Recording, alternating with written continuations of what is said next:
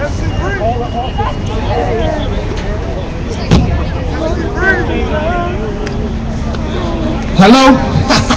Good afternoon, everybody.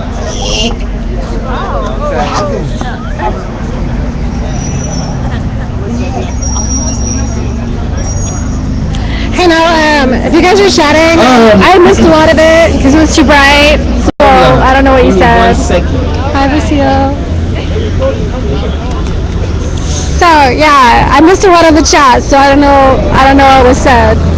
But I can see it now because it got a little less bright. Hi, good to see you.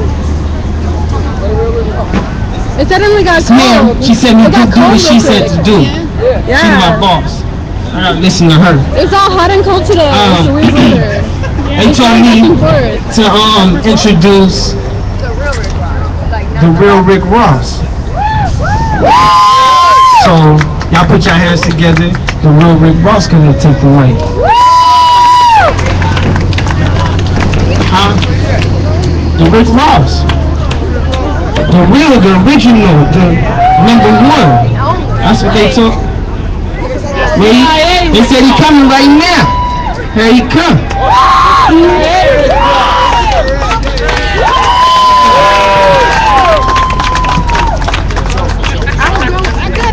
The scapegoat. How y'all doing? How y'all doing? Yeah, I ain't gonna hold y'all long. I just wanted to shed a little light on a lot of stuff that go on in our community.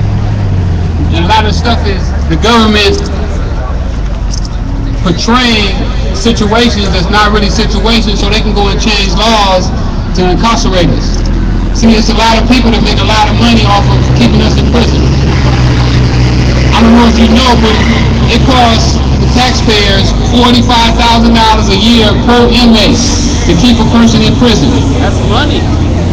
And they don't pay teachers $35,000 a year to teach a class. So I think that right now our whole system is twisted, and it's going to be up to us to come together and straighten it out.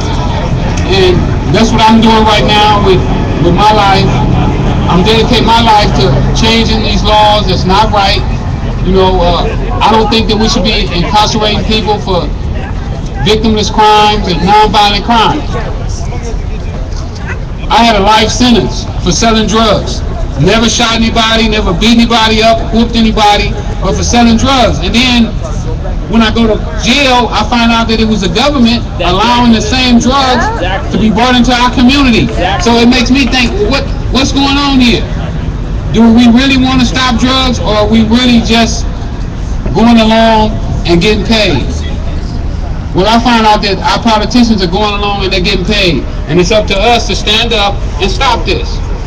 We have to stop the foolishness, stop letting them dictate to us what we should be doing, when we should be doing it, and us starting to dictate to ourselves, because I don't believe that any of us is crazy enough to go around and do stuff that's not healthy for us intentionally. But see, when you don't know something, see, like when I first started selling cocaine, I knew absolutely nothing about cocaine. One of my homeboys brought it to my attention, how much money I could make, that I could get rich doing it, and I went with what he told me. There was nobody else to tell me that this was going to happen, that you're going to go to prison, that you're going to get a life sentence, that you may never be free again.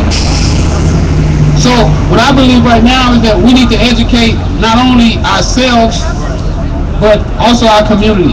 Because once we become educated to what's going on, then we can make rational decisions.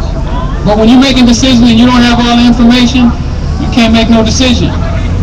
So what I recommend that we all do is we all start to get educated on what it is that going on in our communities, who's doing it, and why they're doing it. And let's bring some of our non-violent offenders home. Let's use education and not incarceration. We need peace, not war. We know that the drug war hasn't worked. For 50-some years and billions of dollars, it hasn't worked, and it will never work. If we do it for another 200 years, the drug war is not going to work. It's going to turn people into criminals, turn them into convicted fellas, where you can't get a job, you can't vote. Right now, I can't vote if I wanted to. So I believe that once you go and do your time, I did 20 years in prison. I should be entitled to vote again. I should have my rights back. I should be a citizen again. But that's not what they want, because they know that if all the people that's convicted of crimes are able to vote, then laws are going to start to change. And it's going to change in their favor. So it's up to us to stand up, be accounted for, and get educated. Don't just go around here going along with what everybody else do, because they'll sell you a dream that's not true. They have you believing that you can sell drugs and win. And I'm going to let you know that you cannot sell drugs and win, that it's a lose-lose for everybody involved except the people that's incarcerating us. They're the ones that's winning. They're the ones that's making all the money on Wall Street. So let's change that. Let's take the box off your application. Where if you're a convicted felon, why you got to put it on there? You know, once you check that box, convicted felon, you're not getting a job. So with that, I'm going to end. Also, check out my website, Freeway Social Media. I love y'all.